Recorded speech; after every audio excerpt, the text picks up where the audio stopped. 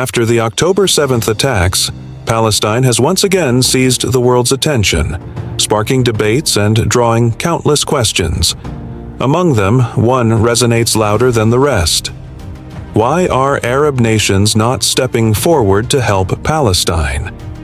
In a region bound by shared history and identity, why does the call for action often meet silence? The answers lie buried in a web of shifting alliances, political pragmatism, and the complex realities of the modern Arab world. To understand this, we must unravel a web of geopolitics, history, and shifting alliances. A web that stretches from the corridors of power in Riyadh to the streets of Gaza. What forces have muted the Arab world's once resounding support for Palestine? Could it be fear, strategy, or something deeper? Rewind to the 20th century, when Palestine was the heartbeat of Arab identity. In 1967, the Arab world's unity against Israel was palpable. At the Khartoum summit, Arab leaders declared the three no's: no peace with Israel, no recognition of Israel, and no negotiations with Israel. Yet today, this defiance feels like a distant echo. What changed? How did the Palestinian cause, once a unifying force, become a complex and divisive issue? The turning point came in 1979, with Egypt's peace treaty with Israel. This landmark agreement shattered Arab unity, leaving Palestine isolated. It was a signal. National interests would now take precedence over pan-Arab solidarity, and Egypt was just the beginning. Over the decades, other Arab nations followed suit, prioritizing economic ties, regional stability, and global alliances over the Palestinian struggle. But what motivated this shift? Was it pragmatism or something more? The answer lies partly in fear. The rise of Iran as a regional power reshaped the Middle East's geopolitical landscape. For Gulf nations like Saudi Arabia and the UAE, countering Iran's influence became an existential priority. Israel, once the enemy, became a strategic ally. The Abraham Accords of 2020, where the UAE, Bahrain, Sudan, and Morocco normalized relations with Israel, solidified this alliance. Did these nations abandon Palestine, or were they playing a longer game of survival? If we don't act now, we risk losing everything. This sentiment echoes through the halls of power in Arab capitals, yet acting often means looking inward, not outward. Economic ambitions dominate the agendas of Gulf states. Saudi Arabia's Vision 2030, for instance, is a multi-trillion-dollar plan to transform its economy. Israel, with its technological prowess, is an appealing partner. But does this pragmatism come at the cost of Palestine? And if so, how do Arab leaders justify this trade-off to their people? Public sentiment across the Arab world remains staunchly pro-Palestinian. From Cairo to Casablanca, citizens march in solidarity whenever violence erupts in Gaza. But governments' actions rarely match this passion. Why? The answer lies in the delicate balance Arab leaders must maintain. Supporting Palestine too forcefully risks alienating powerful allies like the United States. Yet, abandoning Palestine entirely could ignite domestic unrest. Is this tightrope sustainable? Or is it bound to snap? Palestinian internal politics complicate the equation further. The rift between Fatah and Hamas creates a fragmented leadership, making unified support difficult. Arab nations are wary of backing one faction over another, fearing they might empower groups viewed as radical or destabilizing. But doesn't this hesitation only deepen the divide?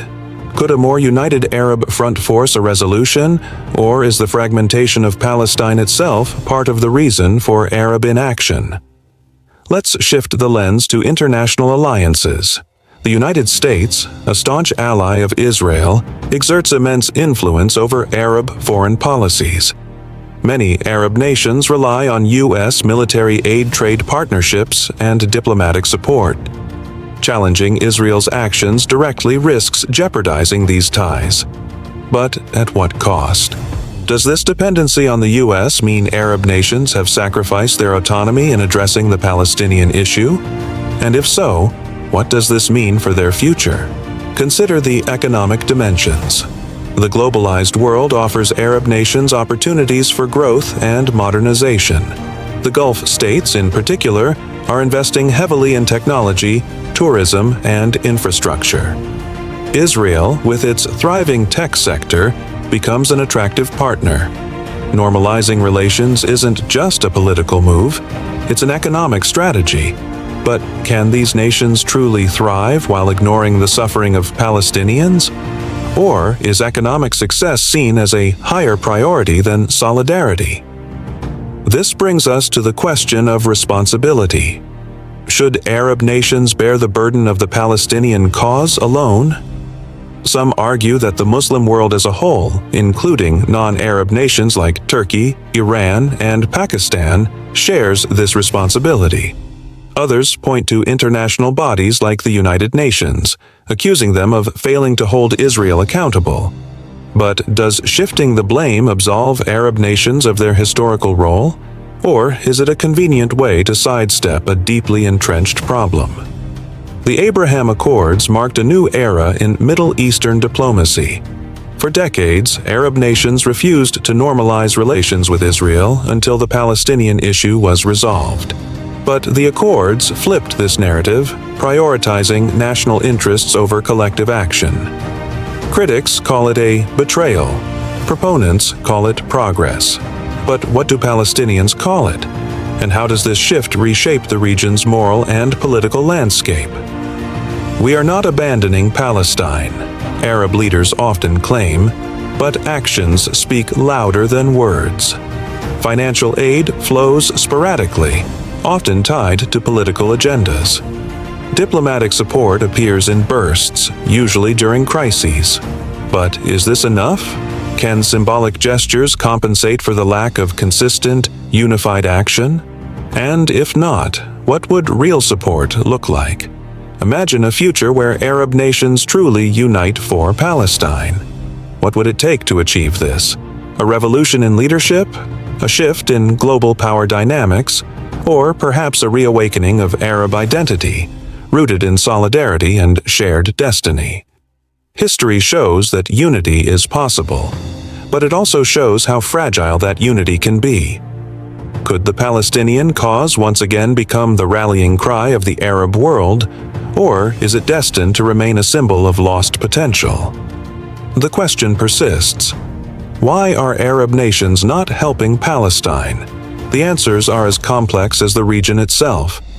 Geopolitics, economics, internal divisions, and international pressures create a tangled web that defies simple solutions. But amidst this complexity lies a harsh truth. Inaction has a cost. For Palestine, for the Arab world, and for the moral fabric of a region that once stood united.